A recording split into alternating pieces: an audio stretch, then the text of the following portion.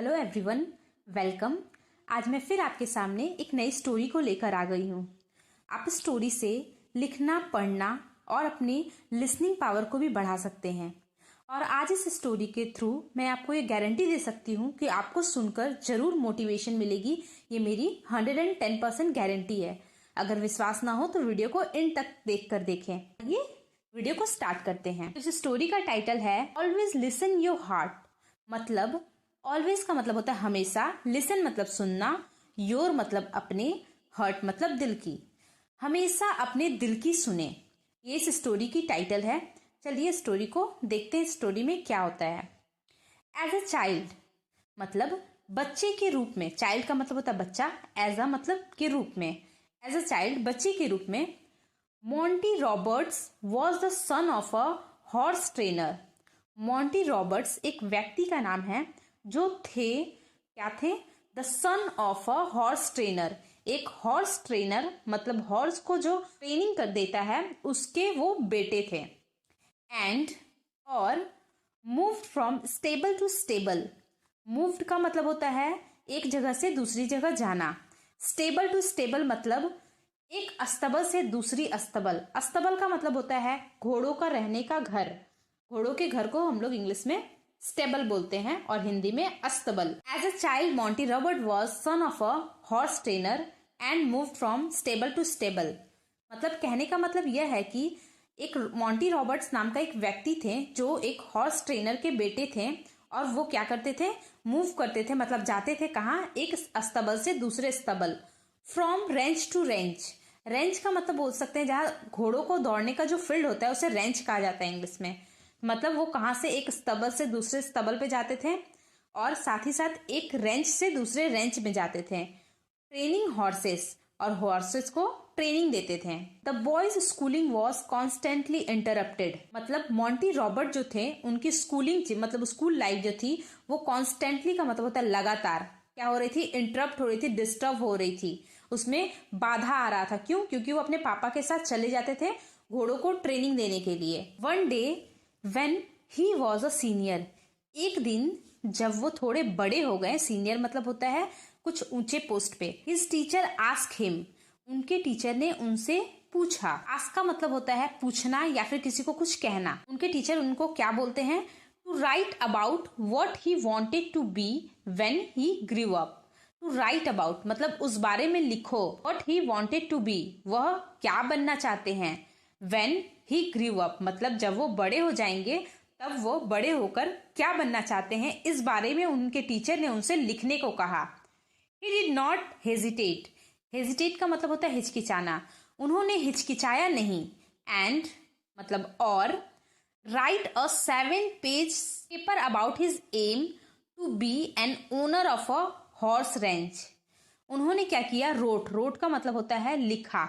Right का मतलब होता है लिखना। राइट का सेकेंड फॉर्म होता है रोट, मतलब उन्होंने लिखा।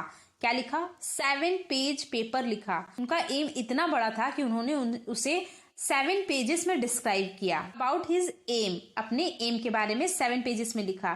To be an owner of a horse range मतलब क्या बनने की, हॉर्स रेंज मतलब एक घोड़ों को जो दौड़ाया जाता है वो फील्ड का ओनर बनने का उनका एम था।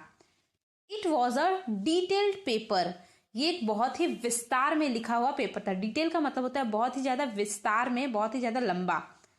With the location of the buildings, stables and even a house plan.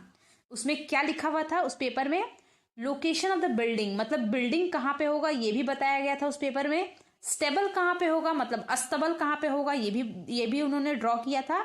Even उन्होंने ये भी बताया था कि उनका घर कहाँ पे होगा। अपने घर का प्लानिंग भी उसने उन पेपर पे लिख के रखा था। 2 days लेटर, 2 दिनों के बाद, he received his paper back मतलब उन्होंने पाया हिज पेपर बैक अपने पेपर को वापस। With an F. आपने देखा होगा कि हमें रिजल्ट्स में ए बी सी इस टाइप के कुछ ग्रेड्स मिलते हैं, बट उनके पेपर में उन्हें एफ दिया गया था। उनके टीचर को उनका लिखा हुआ बिल्कुल भी पसंद नहीं आया था, इसलिए उन्होंने एफ दिया था उसमें।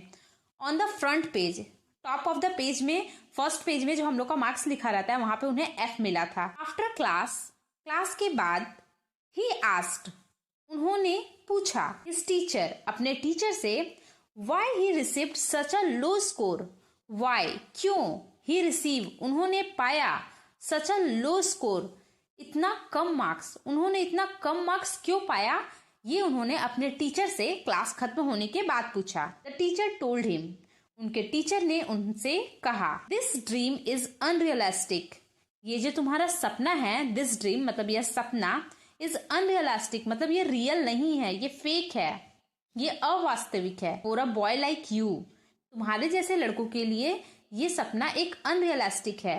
हु हैज नो मनी जिसके पास पैसा नहीं है, नो रिसोर्सेस कोई संसाधन नहीं है, and who comes from itinerant family.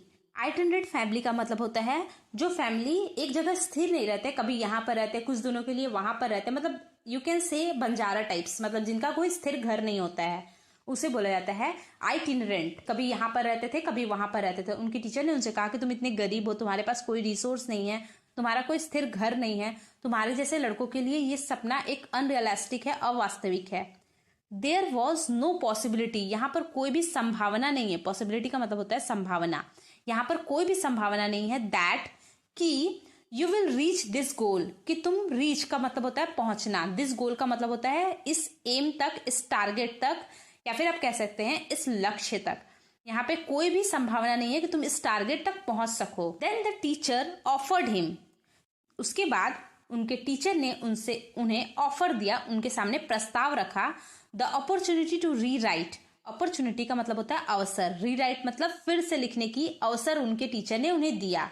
The paper उस पेपर को फिर से लिखने का अवसर दिया, with a more realistic attitude जो कि ऐसा सपना सच हो सके वो लिखने के लिए उनके टीचर ने एक अपॉर्चुनिटी फिर से दी। द बॉय वेंट होम वो जो लड़का था वो घर गया, एंड आस्क हिज फादर और अपने पापा से कहा हाउ ही शुड रिस्पॉन्ड इस बात का उन्हें क्या रिस्पॉन्ड देना चाहिए, कैसा प्रतिक्रिया उनका होना चाहिए अपनी टीचर की इस बात के प्रति। हिज फादर टोल्ड हिम उनके पापा ने उनसे कहा this is a very important decision ये एक बहुत ही महत्वपूर्ण फैसला है। इंपॉर्टेंट का मतलब होता है महत्वपूर्ण, डिसीजन का मतलब होता है फैसला, यह एक बहुत ही महत्वपूर्ण फैसला है।